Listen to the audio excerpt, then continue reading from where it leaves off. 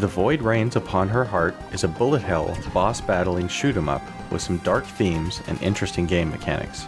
The game is being made by one developer who notes the game contains subject matter based from anxiety, depression, and suicide, as well as some light artistic nudity, which can be turned off in the settings if you choose.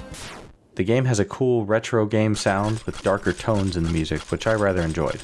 At first look, the game is much what I would expect from something in this genre. Constant fire, lots of projectiles to dodge, and large boss creatures with different attack patterns. But instead of gaining power-ups on screen through the levels, you unlock cards as you play, and then use something called tetrads to activate those cards to gain the power-up.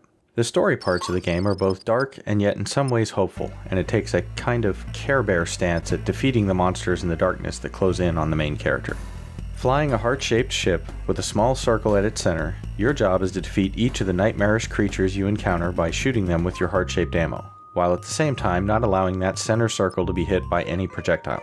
You have two secondary attacks, one of which is a more powerful shot that you'll need to charge up, the second which acts as both a shield and a large circular attack that will take out any projectiles within it while simultaneously damaging your foe.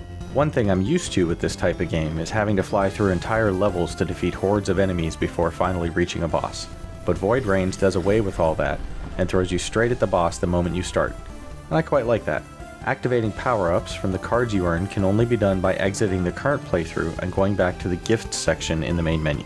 Each of these cards requires a different amount and type of tetrads to activate them, so you may need to farm different boss encounters to get what you need. Each boss shows a different symbol on its card before you fight it, and pay close attention to those because they can change from game to game. So if you're trying to farm a specific type, you'll want to keep an eye out for that part of the card.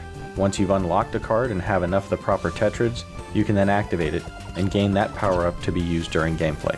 Certain cards activate right away when you defeat a boss and unlock them, but most will need to be activated with the proper tetrads.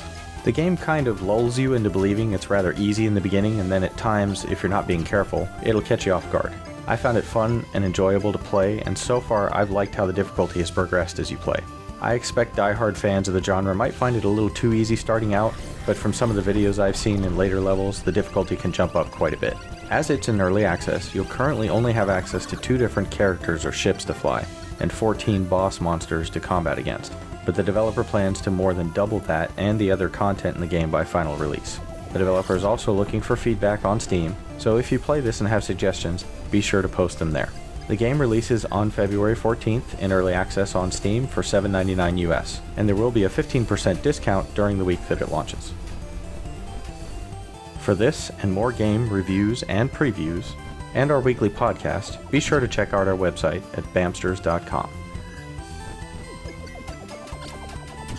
The developer of Iowa Games was kind enough to provide a review key for us, and the game was played on PC with an Xbox controller.